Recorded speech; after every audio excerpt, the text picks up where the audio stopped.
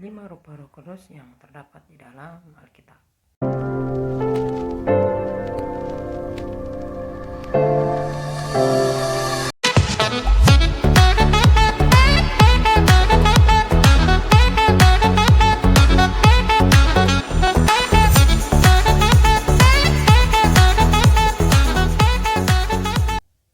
Yang pertama, Roh Kudus dalam rupa air. Itu tercatat dalam Alkitab, yaitu di dalam kitab Yohanes pasal 3 ayat 1 sampai 12 ayat 21 dan Yohanes pasal 4 ayat 1 sampai 42.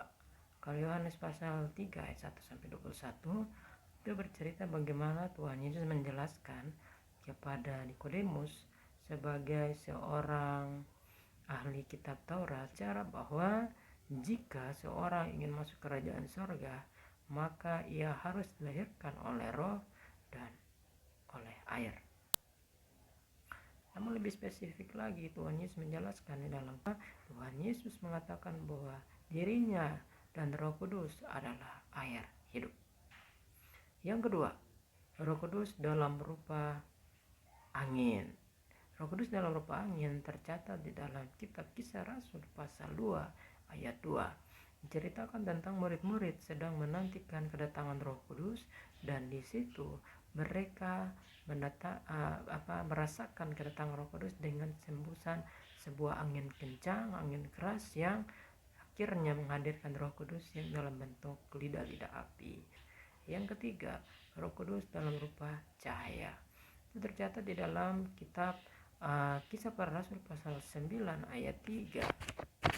Ya, kalau tidak salah.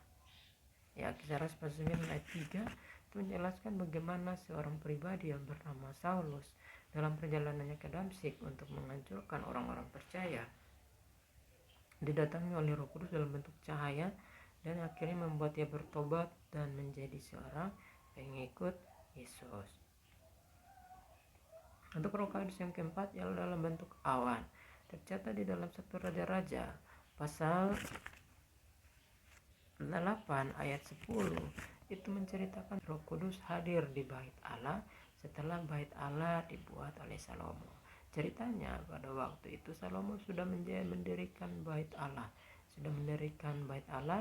dan imam-imam sedang mengambil atau memasukkan tempat perjanjian yaitu ke dalam ruang Maha Kudus. Setelah diletakkan oleh para imam, maka hadirlah Roh Kudus dalam bentuk awan dan menyelimuti seluruh ruangan itu dan setiap orang mengalami lawatan Tuhan.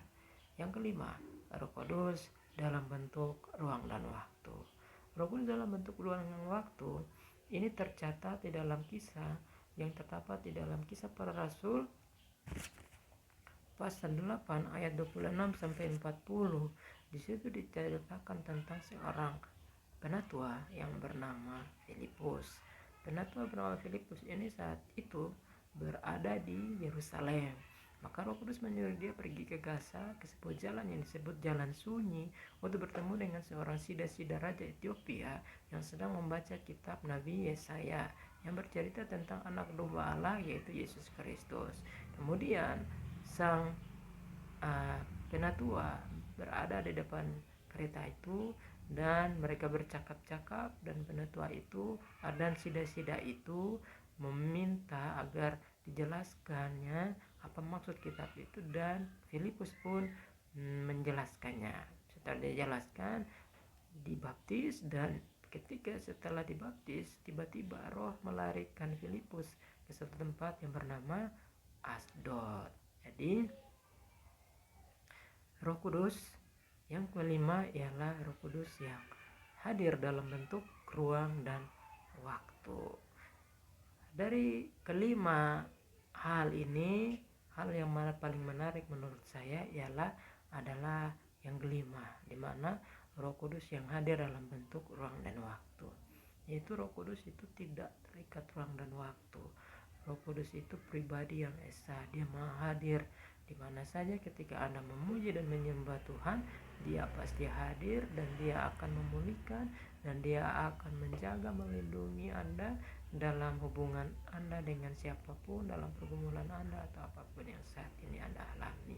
Jadi saran saya atau pesan saya untuk video kali ini, hendaklah Anda dan kita semua mengasihi Roh Kudus seperti kita mengasihi Tuhan Yesus, seperti kita mengasihi Bapa, seperti kita mengasihi